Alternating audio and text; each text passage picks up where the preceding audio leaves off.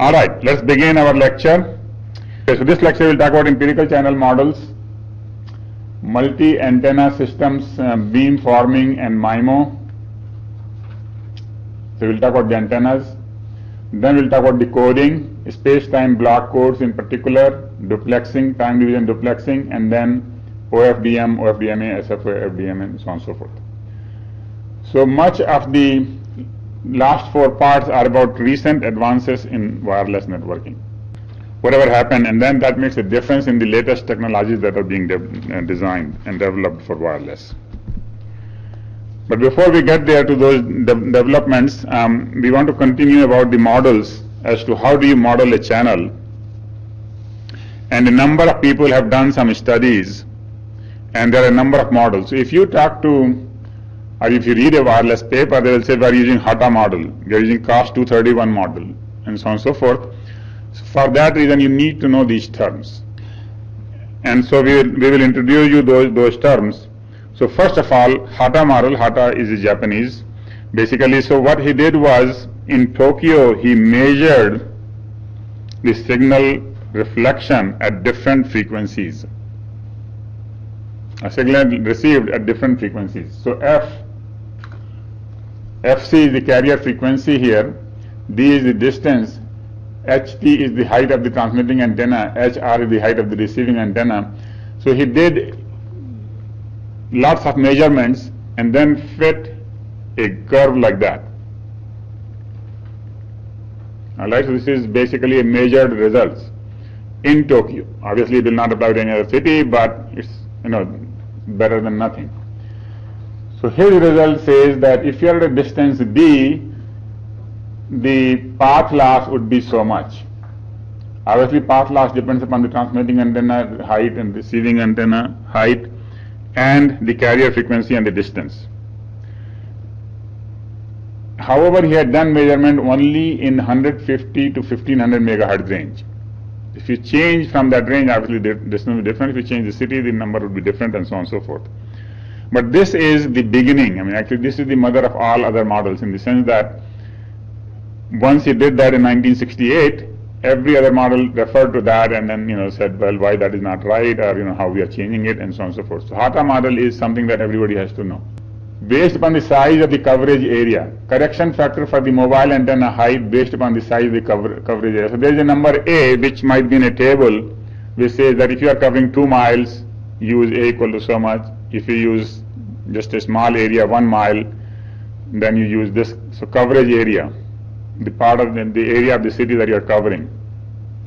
And the number A is in some other table which is not here. All other numbers are specified. So 69, 26, 13, all the numbers are specified, but this number here, A, actually, and this one will depend upon and will be looked up in some other table, in more detailed table. Actually, A is not a constant, A is a function of the receiving antenna height. So you go to that table and then you can figure out what that term is. So even this is not, basically without that term, the model was giving a lot more errors, and so he put that term and he gave a table. So then, other companies picked up, actually other companies means the ITU picked it up. ITU is International Telecommunication Union. That is the union of all telephone companies. And it's like part of ISO, so not ISO, UNO, so that whatever rules they make in ITU, generally all the carriers all over the world follow it. Right? And they wanted to have a model, they have standards, ITU has standards, and they wanted to have a model for this one. However, they needed it for another frequency, 2 gigahertz. Now Hata doesn't cover that frequency, 2 gigahertz. It covers up to what value? 1.5 gigahertz. And therefore they had to extend that, and this is the extension. It's very similar to Hata model, but the numbers are different, because now we are talking of a different carrier frequency range. And then they have added a term CM, which is for the medium-sized cities 0 and 3 dB for metropolitan areas. So they added that factor. So COS 231 is the next most popular model. Okay. Now this applies from 1.5 to 2 gigahertz. Antenna height from 30 to 300 meters. The mobile antenna height 1 to 10 meters, and the distance of 1 to 20 kilometers. All these parameters are something that you can look up when you need to. But if you are doing some studies and somebody said, well, we are using COS 231, you know what they are talking about, and then you can go and look up the rest. Right? And if you are really writing papers like we do, then you have to go and verify that you are satisfying all the assumptions that they have put there, these conditions. And then, so actually there is one more extension which I am not talking about, but there are other extensions of Hata model done by the same COS 231. So I forgot to explain what is COS 231. COST is Cooperative for Scientific and Technical, COST. And so this is the European organization, which is like ANSI, or there are many organizations in the United States that make standards. So this is a European organization, and so this is named after them. COST, C-O-S-T, not a person. This is a whole group. All right. Then the ITU came around, and they made some path loss models, and actually they have many path loss models. One is for indoor office, one is for outdoor to indoor pedestrian, one is for vehicular, and so on and so forth. So when we design these networks, let's say we were ourselves involved in WiMAX design, then we had to use one of these models depending upon where the user is, if it is indoor, outdoor to indoor, or vehicular. And then they have models for low delay spread and medium delay spread. So the low delay spread happens when you are going at a low speed, or you are in an area where there is the difference in the arrival of different reflections is smaller. Anyway, so there are several models, and one of the models is this one. This is the pedestrian model. So there are 6 different models, by the way. As you can see, there are 3 times 2. There are 3 scenarios and 2 delay spreads. So they have 6 models.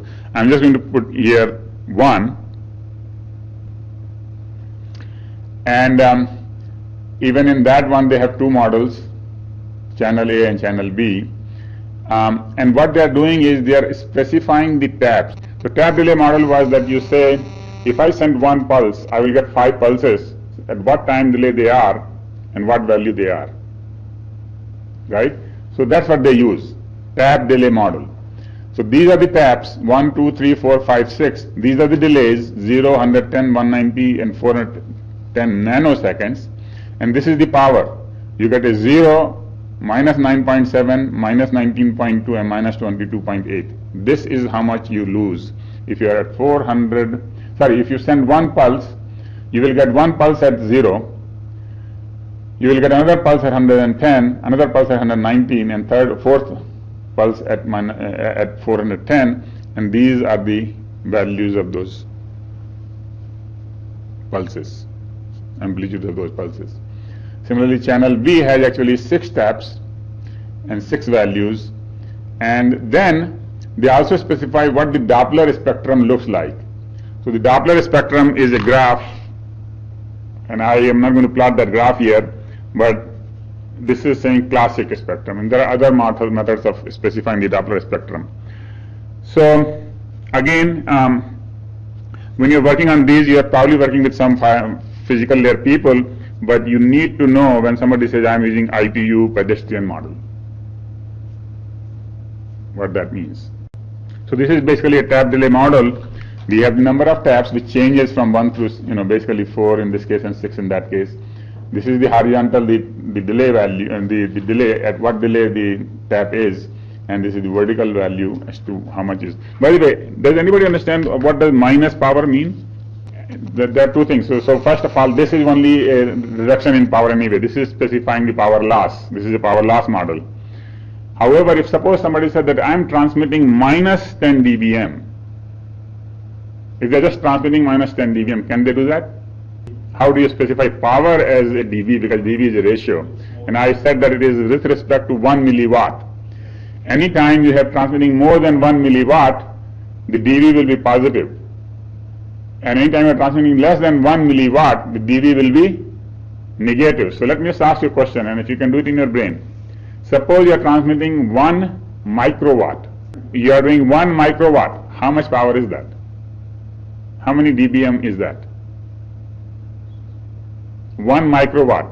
Remember, you have to do the ratio with 1 milliwatt first. Then you take a power base 10, log base 10, and then you multiply with 10. So let's do those 3 steps. 1 microwatt versus 1 milliwatt. What's the ratio? First of all, the ratio is 10⁻3. 1 microwatt versus 1 milliwatt. How much is the ratio? If you put on the top 1 microwatt, on the bottom you put 1 milliwatt, you get 10⁻⁻3, right? Take a log base 10. How much will you get? -3. Multiply it by 10. -30 dBm. So if somebody is transmitting -30 dBm, they are transmitting 1 microwatt. Alright? So yes, the power can be negative in dBm, it's not in microwatt. You cannot transmit -1 microwatt, but you can transmit -30 dBm. Right? Because dB is a ratio, and it is a ratio with respect to 1 microwatt, so you can be transmitting less than 1 microwatt, or you could be transmitting more than 1 microwatt. Right? When you are transmitting more than 1 microwatt, the power is positive. When we are transmitting less than 1 microwatt, the power is negative in dBm. So let's move on to another ITU model, just as an example. So this is a vehicular model. In the vehicular model, again, they have a channel A and channel B, and then they have the delay spreads, tap values, the delay values, and then the amplitude values. Similarly for channel A and channel B. So now when you use something, we'll say, well, we are using ITU vehicular model for medium delay spread on channel B. So they will also specify which channel we are using. Where there are 2 different alternate models, and people are not sure which one to use, so they just, some people will use one or the other. So you also specify which one of these you are using. Now we are going to talk about antennas. And in the next 4 slides, we will talk about these 4 things: receiver diversity, transmitter diversity, beam forming, and MIMO. So let's get on to those. Receiver diversity. What you could do is you could put multiple receiving antennas. So instead of receiving in one antenna, you could put 3 or 4, as shown here. Now each antenna is at a different location and therefore gets a different signal, a slightly different signal, because the phase or something might be different. If they are very close to each other, they will all get the same signal, and then all you will get is maybe a bigger antenna effect. But if you put them farther apart, then they will get different phases, and then you can cancel out some things and add some things, things like that. So depending upon where you put them, you can reduce the signal to, you can improve the signal to noise ratio. Signal to noise ratio, when you improve, means better signal, less noise. One simple thing you could do is you could just have, let's say, 4 antennas, and then measure the quality of the signal in each of those 4. This one gives you 1 micro, well, let's use in dB. Let's say this gives you 0 dB, this gives you -10 dB, this gives you +10 dB, and so on and so forth. Which antenna will we use? The one that has the maximum power. Right? So that is called selection combining. Selection combining means you just select one which has the highest power. Then there is a threshold combining. Threshold combining, select the first antenna with the SNR above a threshold. So you go through the list, and the first antenna which is above certain threshold, and here we are talking about SNR, so basically whichever looks good enough signal, you just take that one. Maximum ratio combining. The phase is adjusted so that all signals have the same phase, and then weighted sum is used to maximize the SNRs. In this case, maximum ratio means you add them up, but before you add them up, you manipulate them so that the phases become the same. Yeah, so the weights could be different too.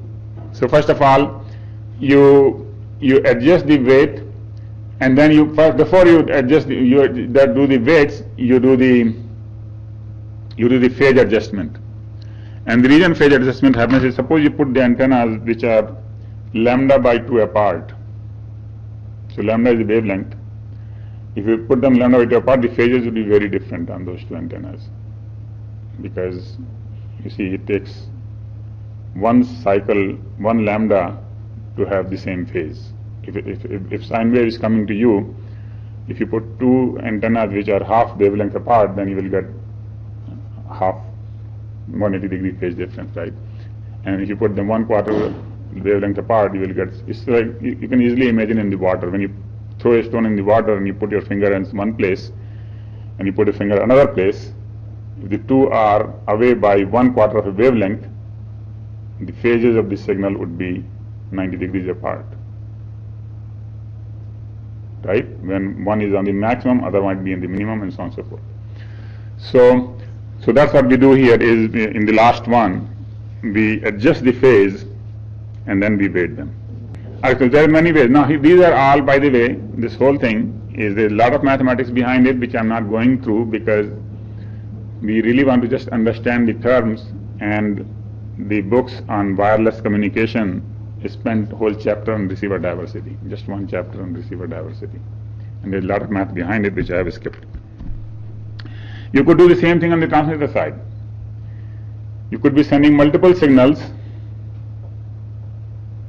to transmit the signal, and this is sometimes preferred than the receiver diversity, because receiver is a very small device. You cannot put two antennas on this which are very far apart, right?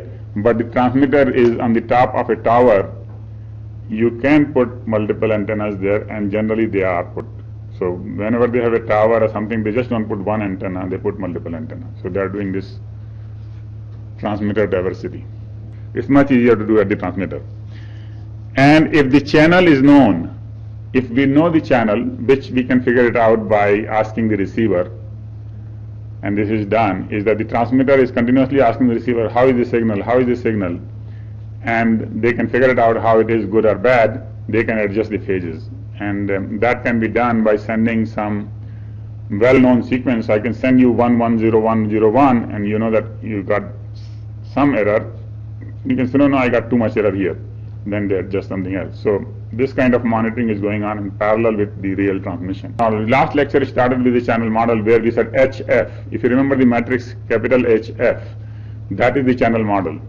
So basically, after all this is done, the transmitter has the idea of that HF. That's the metric that can be used. So you take the transmitted signal multiplied by HF, you get the received signal. The transmitted signal was a vector, the channel model was a matrix, and then you get a vector which is the received vector. So that is what we mean, that if the channel is known, then we phase each component and weigh it before transmission, so that they arrive in phase of the receiver, and they maximize the signal to noise ratio. If the channel is not known, then we use something called space-time block codes, which we are going to discuss next. Actually, not next, just after 2 slides. So anyway, so there are 2 things we learned so far. One is that you could use multiple receiving antennas, and if you have multiple receiving antennas, they will receive signals at different phases for sure, and generally at different amplitude, and so on and so forth. Then you can combine them. If you are smart enough as to how to combine the phases, you can combine them to your advantage. Second thing you could do is you could transmit multiple antennas, and that way you could send the phases, so that when somebody has only one antenna, they somehow combine. So all of this, basically, in addition, what you could do is you could use antenna designs such that the transmission is in one particular direction. So if you remember, we plotted these graphs about the directional antennas. So what this is saying is, at this time, the transmission is such that most of the power is going in this direction, very little power in the other directions. So it's not omnidirectional. This is a very directional antenna. But what is different here is that we can change the direction in a millisecond. So there are antenna designs such that by manipulating some electrical things in the background, first it is pointing to this house, a millisecond later it is pointing to the second house, a millisecond later it is transmitting to, or microsecond later it is transmitting to the third house. So it's like we take a flashlight and we point it here, point it there, point it there, point it there. So whoever we want to talk to, we make it directional in their direction. That is called beamforming. Okay? That way we don't waste any energy in any direction where we don't need it at that particular moment. So by phase shifting various received signals, and basically I said here phased antenna arrays. So what that is that they have an antenna design in which they use whole array of antennas. So you might have 4 by 4. You might have 16 antennas, 16 little plates. And so they will change the signal, phase and everything else so that everything is directed to one direction. And then they will change it slightly so that it goes to that direction. So when you can dynamically change the direction, that is called beamforming. And similarly you can do on the receiving side as well. You can focus on a receiving in a particular direction. So this house, for example, could have a beamforming receiving antenna. So it could be just focusing, but here it is much easier because this is not moving. And not really, there are not that many base stations, so it could just be, so generally we will be doing more here on the transmitting side where we want to talk to 100 people, so we want to change the direction every microsecond.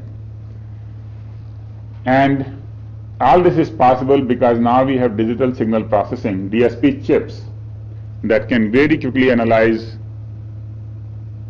and calculate, and then they can basically do the signal processing, and therefore we also call it self-aligning.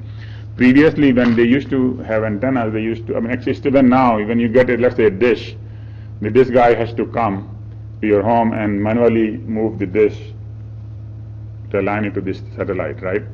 Well, there are antenna designs where you don't have to do that by tricks like this. This is so expensive that basically that's why the dish doesn't use it yet. But in some situations they can just afford that cost, and particularly since there is the transmitter of only one place, we can do that so that it is aligned. And this is much more useful for non-broadcast signal, because if you want to do broadcast like the dish does, where they want to send in every direction everything, then it doesn't help. But when you want to do point to point to multiple stations, then this is very good. All right, so everybody understands. First we understood the transmitter diversity, then we understood the receiver diversity, now beamforming. And what is the new about beamforming? That we can, what can we do? What is the difference about beamforming? What is the key? You can very quickly change Yeah. the direction. Good, that's the point, that we can very quickly change the direction and at a microsecond time frame. That brings us to one more thing that we need to talk about or know in wireless is MIMO. All of you, I'm sure, have heard MIMO, because if you go and buy today any Wi-Fi equipment, it says it does MIMO this year, not last year, this year. Why does it do MIMO? Because a new standard has come out which uses MIMO, new Wi-Fi standard. What is MIMO? MIMO means you have multiple transmitters and multiple receivers, multiple inputs and multiple outputs. So when you have multiple transmitters, that is multiple outputs. When you have multiple receivers, that is multiple input. And so when you have both transmitters and receivers many, and that is called MIMO. And this is an example of a MIMO device. 3 antennas right there. Right? If you have a base station which has 3 antennas, your computer might have 2 antennas too. And so actually you don't see the antennas in your computer, but in this computer, for example, in my computer, there might be 2 antennas on 2 sides of the screen. And so they design these things so that there are multiple receivers and multiple transmitters. And the advantage is that now, by having multiple receivers and multiple transmitters, we have all these DSP chips which allow us to really distinguish between all these n times m signals. So let's say we have 2 by 3 here, 2 transmitters and 3 receivers, 6 signals are coming. Something is starting from here, getting reflected and coming to that antenna, coming to that antenna, coming to that antenna, similarly, and so on and so forth. So there are 6 things coming in. Previously those 6 will interfere with each other. and kill each other.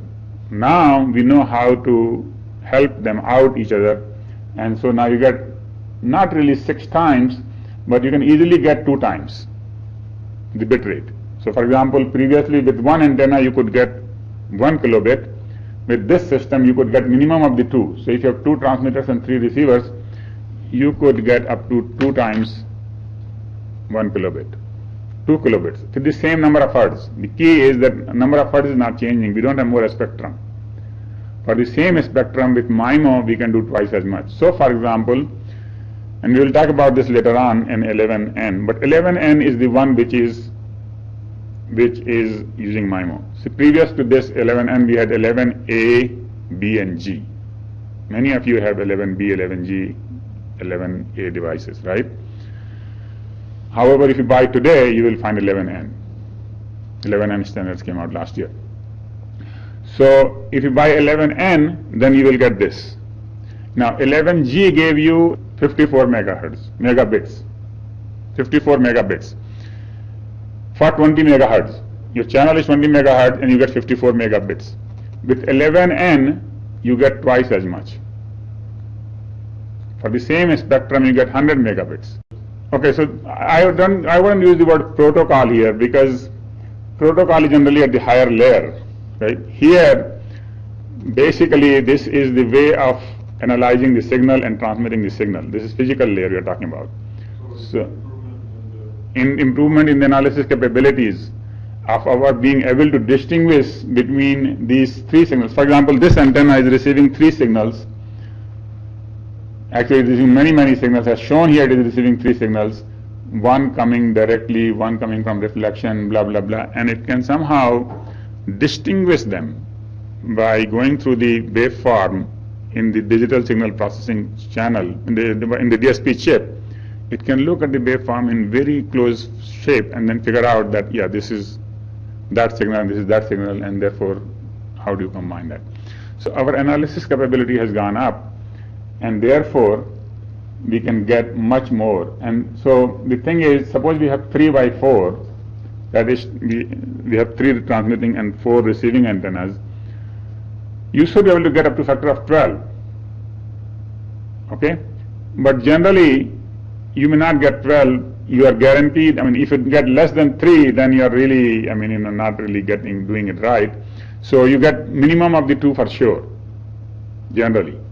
Again, not for sure. Nothing is for sure because you could really misalign everything and kill each other. But if you do it right, then you should be able to get the minimum or maximum as much as the product. So with this 2 by 3, minimum you would get how much? And the maximum? 6, right. So here's an example. In a WiMAX situation, when somebody measured in WiMAX, 8/16 is WiMAX, and they measured and they found that with 1 by 1, they could get 1.2 bits per hertz. For each cycle, they could get 1.2 bits. With 1 by 2, they could get 1.8. With 2 by 2, they could get 2.8, and 2 by 4, 4.8, and so on and so forth. So you see, with 4 by 4, maximum they could get 16, but they didn't get 16. 16 times 1.2, right? They got only 5.1. So almost like a factor of 4. And these are all approximate numbers because if you were to measure somewhere else, the number would be different. I mean, so there are so many variables because number of reflectors and things like that, the environment makes so much difference. All right, so now you understand really, I mean, when somebody says MIMO, what it is, but there is a whole theory behind it that MIMO is a topic for which there are books just on this topic, MIMO. And again, we are not going to go to that level of detail here, but just understand the key feature that MIMO means multiple transmitters, multiple receivers, and that you can get minimum and maximum gain. Then people have also made some new discoveries in the last, we are all talking about all of this in the last 5-10 years. And that's why I'm having difficulty finding a book because not one book covers all of these. STBC is another example. STBC is a code invented in 1998 by Wahid Farooq, who is at Harvard. And so what he said is that if we have 2 antennas, then if we divide the time into slots, so that in the first slot, on the first antenna, I send something, S1, symbol S1. Now these communication scientists talk about every symbol as a complex number. So complex number is something plus I times something else, imaginary part and the real part. Have you heard of the complex numbers before, right? So this is a complex. So because what happens is every signal has a phase and an amplitude. So when you have a phase and amplitude, you can talk about, that you can talk in terms of complex numbers, imaginary part and the real part. So they say in the first slot, I should send the symbol S1 on the antenna 1, and I should send another symbol S2, the next symbol S2 on antenna 2, while in the second slot, that means suppose if our slot is 1 millisecond, actually, let's say our slot is 1 microsecond. So in the first microsecond, we will transmit S1 and S2. In the second microsecond, we will transmit minus S2 star and S1 star, where a star means conjugate. Conjugate is, if you have A plus IB, that's a complex number, the conjugate of A plus IB is A minus IB. So the imaginary part is negative. So you transmit that one, that basically means that you change the phase such that it is negative, now opposite of that. And so you transmit minus S2 star here, and if you do that, then the columns are orthogonal, means they basically help out each other, and as opposed to cancelling them. And so this will receive a signal which is much better. Okay, so this can do much more better rate. So what we have done is we have divided into space and time. This axis is time. What we do in the first microsecond, what we do in second microsecond, you could do it in more, you don't have to have 2 by 2 here. I've shown you an example of 2 by 2. You have 2 antennas, which is space, and you have 2 time slots, which is time. So this is called space-time block codes, STBC. So now you see, so we have learned a lot in the last 5-10 years in wireless, such that now we can get more bits out of the same hertz. This is another technique for getting more bits out of the same hertz. By properly sequencing the symbols so that for the same number of antennas, basically if we do it right, then we can get more, right? So with this one, theoretically you could get twice the rate. So if we are getting previously 1 bit per second, you could get 2 bits per second with this technique, theoretically. And if you do more antennas, you should be able to get more. Again, there's a lot of theory behind, to really get as to how much more you will get by how many antennas and how many slots. So we are actually coming towards the end of our physical layer, and this is actually a simple concept, and that has to do with the duplexing. What is duplexing? Duplexing means 2 directions, right? So generally you want to talk in 2 directions. I want to talk to you and you want to talk to me. The mobile wants to talk to the base and the base wants to talk to the mobile, right? So how do we do that? There are 2 ways to do it. One is that we give you one frequency to speak, and I use another frequency to speak, and then we continuously speak on those 2 frequencies, right? So I can continuously speak, and you're receiving on that frequency that I'm transmitting, and then you're sending on a totally different frequency, and I'm receiving on that frequency. So this is called full duplex, right? Full duplex means continuous 2-directional traffic, bidirectional traffic. Then another method would be that I speak for some time, and then I stop, and then you speak for some time, then you stop, then I speak for some time. So we alternate, right? That is called half duplex. Half duplex. Why it is duplex? Because we have 2-directional traffic. We have 2 directions, but it is only half the time. You get only half the time, right? So that is half duplex versus full duplex. If you have no way of going in the other direction, that is called simplex. Simplex is only one way, right? All right. So here's the way to understand this thing. Suppose you're going on the highway or on the road. Normally it is full duplex. But when they have a construction going on one side, what do? Yeah, they put a guy with a stop sign and then saying stop right here, and then they switch those two guys the directions to the first this traffic goes and then that traffic goes. That is half duplex. Most of the roads in the city, in downtown, many of the roads are what? Simplex. So we have those examples of simplex, half duplex and full duplex. Similarly on the airwaves we do the same thing.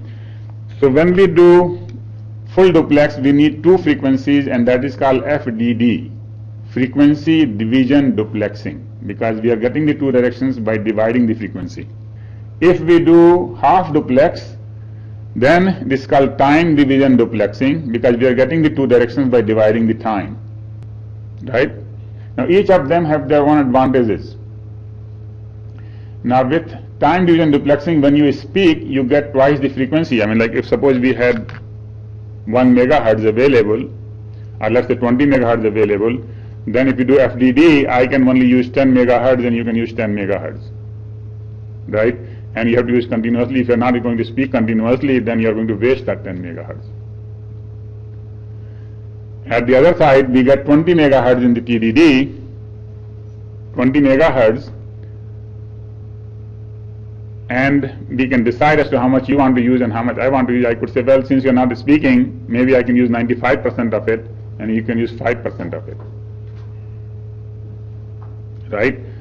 Or we could change that number anytime we want. Right? So TDD is actually generally good for data, and FDD is generally good for voice. Why it is good for voice? Because when we do a voice communication like a telephone, generally, unless you are giving a lecture like this one, you are talking equally. Right? You talk 1 millisecond, I mean, whatever number of seconds and minutes, they talk the same number of minutes or seconds. And so the traffic is 50-50. And therefore the voice networks generally use FDD. And most of the cell phones today, even today, are using FDD. Alright? So we give different frequencies in parallel. However, WiMAX, which was designed for data, obviously promoted TDD, and the TDD allows more flexible sharing of downlink and uplink data rates. So then you can decide how much goes downlink and how much goes uplink. Does not require paired spectrums, so you don't need two spectrum, you just need one spectrum.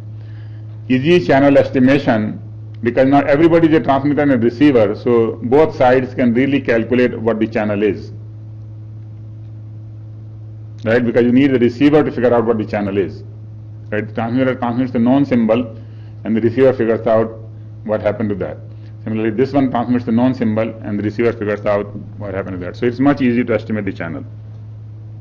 But there is one big negative with TDD, and that is that if you have multiple base stations in the neighborhood, they all have to speak at the same time. Because if one base station speaks while the other is receiving, the little tiny mobile station which is sending only few milliwatts or microwatts will not be heard because of this big signal coming from the base station. Base stations use a lot of power, right? But the tiny mobile speaks has very little power, and therefore the tiny mobile will not be heard if somebody is talking, somebody like base station is talking. So all the base stations have to agree. So even though we said that you can change the ratio anytime for the TDD, you really don't change the ratio anytime. You just set up in the day one of the end of the setting up that, okay, we'll do 2 times down and 1 times up, 2 to 1. A lot more traffic goes down than goes up. So we could say we will do 2 times down and 1 time up, and that's it, and then everybody will do that 2 to 1 forever. Because if somebody wants to do 1.9 to 1, they have to inform everybody else, and everybody else has to change it, and that's too much work. So the ratio can be set, but it is set on day one. So if you go and ask that I want to set up a cell service in St. Louis, and you go to FCC and you say I want a spectrum, they will have to give you two frequency bands. I mean, two frequency, let's just call them frequencies. Two spectrum they will have to give you. They will say, okay, all right, your uplink will be in 5.4 to 5.41, and your downlink would be from 5.7 to 5.71. So they will give you two frequency, and they are paired in the sense that it's already decided beforehand that all of this is for down and all of this is for up, and generally 45 megahertz apart. So when somebody gets this, they get that. Okay, so basically there are two things. First of all, somebody did the study that, okay, all right, we have to be separated by at least 45 megahertz. All right, because if you are closer, then you can start confusing each other. Okay, so now as long as we have 45 megahertz, we have this much spectrum available for and this much, we have two bands available. Now we could give them anywhere we want, but just to keep life simple, we just divide them in equal number. 10 numbers here, 10 numbers here. For 1 you get this one, for 2 you get this 2. Right, so there is a paired spectrum.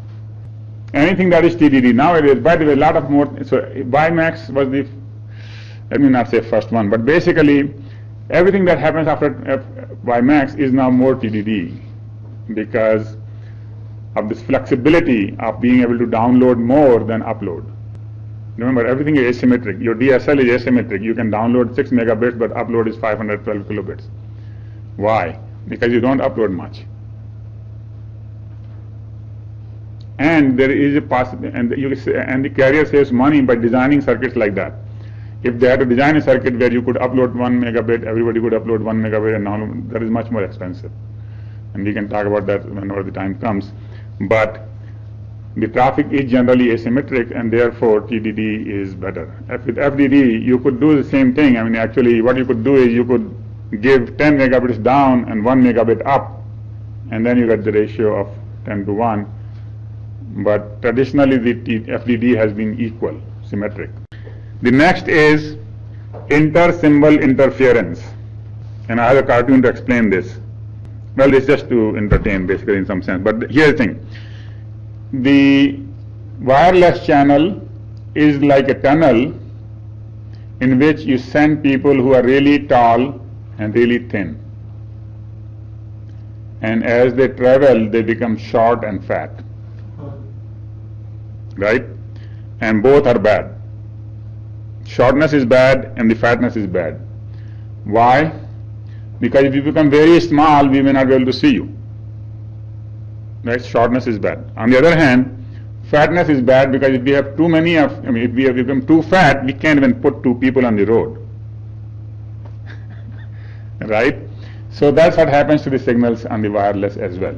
So if you send one little thin pulse, see, this is what we send, an impulse. All right? It's tall and thin. When it comes out, we get a whole kind of a spectrum. Right? So this is basically fat and short. So what we get is this. From this we get that, right? Now if you put too many of these, suppose we send 2 pulses, blue and the red, this is the blue one and this is the red one. So because of the fatness, they can run into each other. Right? And lots of things can happen when 2 people run into each other, but one thing that can happen is that they basically you won't be able to send that many bits, you won't be able to distinguish the bits from each other. Right? And so basically this is called inter-symbol interference. When 2 symbols which are sent, they become, they kind of start interfering with each other, that is called inter-symbol interference. This limits how many symbols you can send. And this basically depends upon how fat they can become. This is why we say that the number of bits depends upon the delay spread. This is actually the delay spread. Right? When you see this, and suppose this is 4 microsecond wide, that means the delay spread is 4 microsecond. And therefore, you cannot send more than 1 bit per 4 microsecond or something like that without avoiding inter-symbol interference.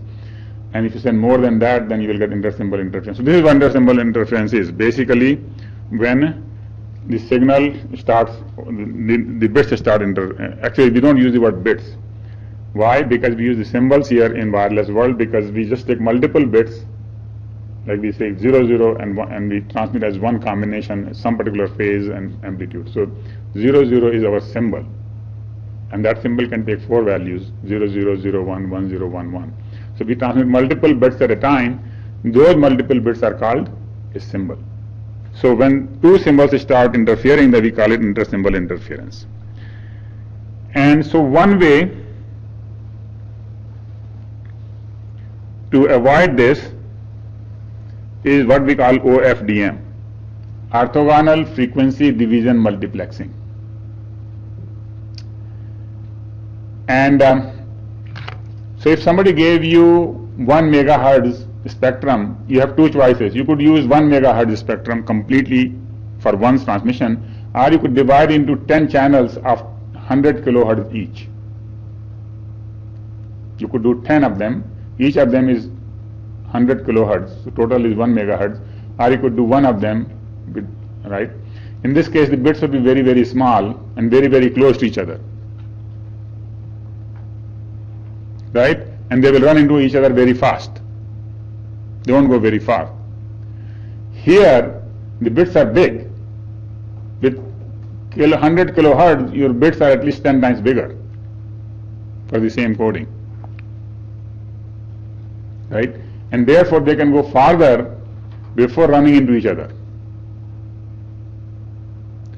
And so people figured this out, that it is better to use multiple carriers. This is called multi-carrier, because now we are using 10 carriers as opposed to one carrier. It is much better to divide that into pieces and then use small pieces than to use one big piece. Therefore we started dividing that into 256 or more, and actually in WiMAX we divide into 1000. So we take the whole band and divide into 1000 little pieces. In each piece we send a separate signal. And when we send the signal, we keep the carriers such that when the peak of any carrier happens, if you look at the peak of any carrier, the other carriers are at 0. So if you look at carefully, then you will notice that these carriers have been positioned so that peak of one is at the 0 of the other, so they don't interfere, and so that is called orthogonal. So normally we do frequency division multiplexing. Frequency division multiplexing simply means that we divide the frequency into multiple pieces, right? But we do orthogonally. Orthogonally means that none of them will interfere with each other. So if they don't interfere, then you get very high number of bits per second, per hertz. And then each carrier is modulated with whatever you want to modulate it with BPSK, QPSK, QAM, whatever it is. And so this is the technique which is used in A and G. 802.11 A and G. So remember, 802.11 B gave you how much? 11 megabits. A and G give you 55 or 56 megabits. How did they do that factor of 5? By OFDM. Okay? Hertz has not changed. All of the 11s still use 20 megahertz. But different varieties as the time came by. Now all of this is happening very fast. Remember, this A and G came out in the last 10 years. So we are learning and we are putting it into practice right away. A and G uses that. In fact, even DSL uses it. DSL is not wireless, but even in the wired world we do the same thing. And digital video broadcast uses that, and this is possible because all this is done using fast Fourier transform, FFT. And previously we could not do fast Fourier transforms because they require big computers to do them, but nowadays our little processors can do fast Fourier transforms, so we can, in every little device we put a processor to do FFT, inverse FFT as well. So IFFT is inverse FFT, FFT, inverse fast Fourier transform, and fast Fourier transform. Alright. So what is to know about OFDM? OFDM is first of all FDM, frequency division multiplexing. What that means is we divide the spectrum into multiple pieces. Then O stands for orthogonal. We divide it in such a way such that the peak of each carrier there is no interference from the other carrier. Well, the peak of each one corresponds to the zeros of the others. I mean, basically this one will go down to 0 power when this one is at the peak. By the way, this is not the sine wave. What it is the spectrum. So for this carrier, this is how the power spectrum looks like. Power spectrum doesn't have to be following sine wave. It looks like sine wave, but this is not time domain. This is frequency domain. So on the x-axis I have put frequency, and the y-axis I have put the power. So for this particular carrier, the power is following this graph. And whenever that power is maximum, the other carriers have power 0. So the advantage of OFDM is that you can very easily implement with FFT and the IFFT. And the complexity is, well, and this is again something that the wireless guys will, communication guys will talk more than the computer guys. But they will say that the complexity is order of B log BT, where B is the bandwidth and T is the delay spread. If you want to go that far, what is the delay spread you want? The complexity is B log BT as opposed to B square T with equalization. So the next, the other technique was equalization technique, where you send any number of carriers, and at the end you have to equalize them, because some carriers will have more loss, some carriers have less loss, and then you have to do equalization. And so that technique required B square T. So if you use 100 carriers, the complexity will go up by 100 square, which is, you know, kind of very high as compared to B log B. And so this is graceful degradation. And if suppose you design for 4 microsecond delay spread, and the delay spread is 5 microsecond, this will not just die, it will gracefully degrade. Robustness against frequency selective burst errors. Now, what is the frequency selective burst errors? So what happens is, when you get the errors, you get two kinds of errors. One which affects the whole spectrum, right? And some noise will just affect one frequency, or maybe two frequencies, or some frequencies. Those noises are called frequency selective, right? So if you have, let's say, 1 or 2 frequencies die out because of the noise, that doesn't really kill your whole thing. Okay? So this is robust. So this actually still works if there is a frequency selective error. Allows adaptive modulation and coding of subcarriers, and each carrier can be modulated differently. So here, some of them could be using QAM 16, some could be using 64 QAM, some could be using BPSK. Depending upon how much noise you have, you can selectively modulate them. Robustness against narrowband interference. So that is again saying frequency selective, is that if the interference affects only a part of the spectrum, some carriers, then this is robust. This is actually a repeat of the previous one.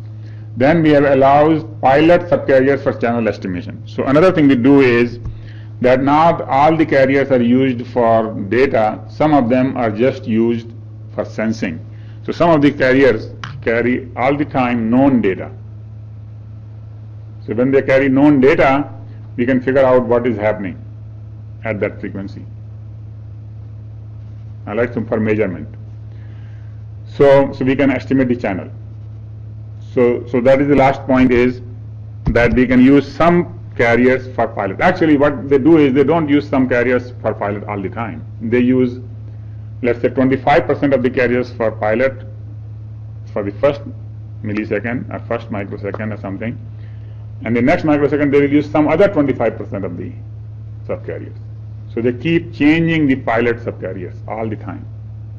So that way they have the complete spectrum, complete idea of what's happening everywhere on the spectrum. Right? So now we introduce a new word here though. So if I say the word pilot, what does it mean? So remember, while doing the wireless transmissions, we have to estimate the channel. We have to find out where the noise is, how much is the noise, and all that. We have to keep making the channel model, right? How do we do that? We use some carriers to do that. Basically, we send some known data on those carriers, so that when the receiver receives them, they can say, well, the error is so much, the noise is so much, the noise is very little, noise is good, whatever it is, right? And the phase difference is so much. So we can estimate the channel using those carriers. Those are called the pilot subcarriers. So we might use as many as 25% of our channels for pilot and the 75% for data. And then what we might do is we might change those 25%, which channel we'll use for pilot as we go by time. So first we might use every fourth one, then we might use the second and fifth and so on and so forth, then we might use the other fourth one and so on and so forth. So the pilot subcarriers are not fixed for life, we just keep changing them. So is that point clear? Right? So that way we get the estimate of all the channels, because on all the channels, all the subcarriers, we have sent some known data for some time. Obviously we have to keep estimating it because it keeps changing. The channel keeps changing. So if you estimated something yesterday, it's no good today, right? In fact, if you estimate something an hour ago, it's no good in this hour. If you estimate something in the last minute, it's no good. In fact, it's only the channel remains the same because the car is moving. The car will remain in the same place for a few microseconds. Right? So channel estimation is good for a few microseconds. Right? And so we do this continuously. So every few microseconds we have to re-estimate this whole thing. All right. So design considerations. First of all, the large number of carriers, and the more carriers you have, so why not we have 10,000 carriers? Why stop at 1,000? Because the more carriers you have, you have smaller data rate per carriers, and the symbol duration becomes bigger and bigger, which is good actually, and less symbol interference. So the large number of carriers is good in that sense so far, because if you have 10,000, each symbol is taking the symbols are far apart basically. That's what I mean is that symbols are far apart and therefore they cannot run into each other. However, that requires a lot of calculation. Not only calculation, but calculation is the next point. Before that, the problem is that the inter-carrier interference can happen. So what can happen is that you send 100 megahertz, but it can become 100.1 megahertz because of the Doppler effect, right? And 100.1 might be the next carrier. So then you cannot distinguish between the two carriers simply because things are moving. So when you want to design something for motion, then you have to worry about how much is the Doppler spread, and you have to keep the carriers such that they don't run into each other. So the number of carriers is limited because of the Doppler, and it's also limited because of the power of the DSP. I mean, the more to manipulate a matrix of 100 by 1000 by 1000 is some work, but to manipulate a matrix of 10,000 by 10,000 is 100 times more work. You need 100 times more powerful DSP. So you cannot do that. But nowadays it is very computationally efficient way, and therefore we are increasing. So here's the thing now. Right now, let me give you exact numbers. Initially when we use A and G, the numbers of subcarriers were small, from 50 to 256. I don't have the exact number, I'll have to look it up myself, but in the hundreds. And then 5 years later when we did WiMAX, in WiMAX we use 1000. All right. Now 5 years from now when we do something else, actually WiMAX next generation, we will do 2000. So as the computing power is growing, we can do more and more subcarriers. At least the third point, right? Now we may still have to worry about the Doppler spread, and so we will have to worry about as to how to avoid that by basically, if you want to cover a lot of motion, then you have to decrease the distance so that the Doppler spread is still taken care of. So there are lots of trade-offs here. But as the time goes by, we can do more and more carriers. The next word is OFDMA. So I have just added the letter A to the end of the OFDM. A stands for axis, multiple axis. So previously it was multiple division, and this is multiple axis. And So there is a very fine difference between the multiplexing and multiple access. Basically, if I would have given some subcarriers to user 1, some subcarriers to user 2, some subcarriers to user 3, that would be called OFDM, orthogonal frequency division multiplexing. In OFDM, basically all the frequencies are given, this is called frequency division multiplexing. On the other hand, in OFDM, if we give all the frequency to user 1 for some time, that is, and then second user, and then third user, that is called OFDM. So OFDM is where we divide into multiple frequencies which are orthogonal, but we give all the frequencies to one user. Alright? But then people said, why do we give all the frequencies to one user? Why can't we just do so that we give to user number 1 certain frequencies, and then we can give the rest frequency to user number 2, and the third and fourth, and so on and so forth. And in fact, we can give different times too. We can say to user 1, please transmit on these frequencies for this much time, and then user 4 will transmit there, and so on. When we do this kind of two-dimensional scheduling, that is called OFDMA. So frequency division multiplexing means we divide the spectrum into frequency. That is FDM. First line, first figure there. FDM is dividing the spectrum into frequency, multiple frequencies. OFDM means those frequencies are orthogonal. Alright?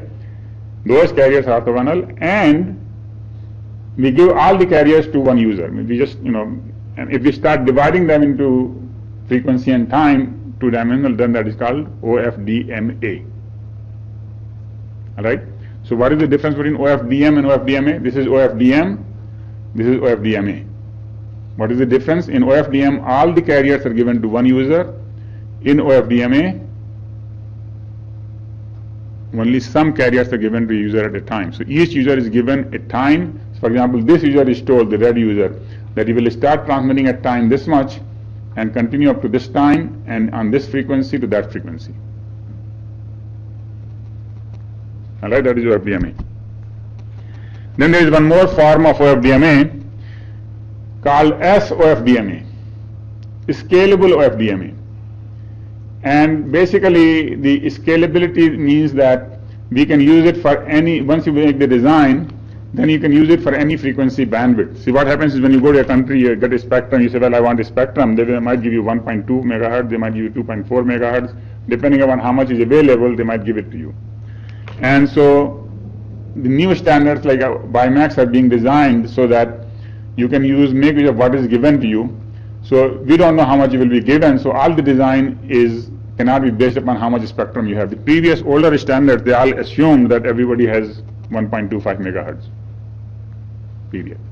But new standards cannot assume that, and therefore they design in the scalable manner so that it doesn't matter how much, they keep the spacing fixed.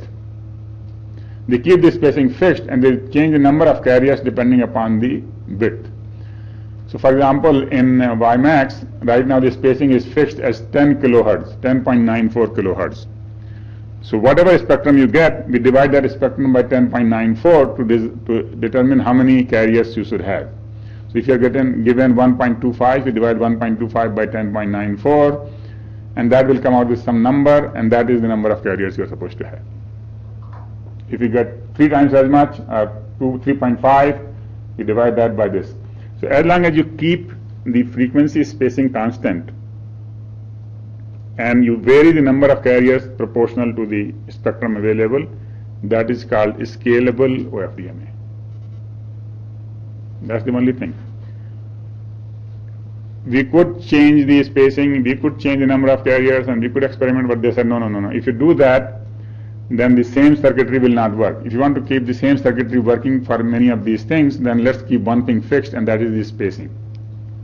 So if you keep the spacing fixed, that gives you a scalable OFDMA. That brings to the end of this part. And so these are the 5 key points. First point is empirical channel models. So they are called empirical because somebody measured them, they are based upon the measurement, and one of the most well-known empirical channel model is what? Anybody remembers the name? Hata. So Hata channel model, and then there is cost and so on and so forth, and ITU. Then we talked about the diversity. We talked about the receive diversity, transmit diversity, smart, and then this was the beam farming, and then MIMO. So in transmit diversity, what do? You do multiple transmitters, right? And MIMO, in MIMO what do? We use multiple what? Multiple means multiple transmitter antenna as well as the multiple receive antenna. So we combine both receive and transmit diversity. Then what is the space-time block code? The space-time block code you use when you have, what is the space? When you have multiple antennas, so that is your space, and then you divide the time into multiple slots, and then you send signals in some mathematically coded way such that they help you out to increase the coding rate, the bit rate. That is space-time block code. And then we talk about OFDM, orthogonal frequency division multiple access, right? Where you do both frequency and time duplexing. Anyway, here's the reading list. Again, this is the handout that we were talking about, the channel model tutorial. And the rest of the things are actually very easily available on Wikipedia. So I've given the references to Wikipedia, and please do read that.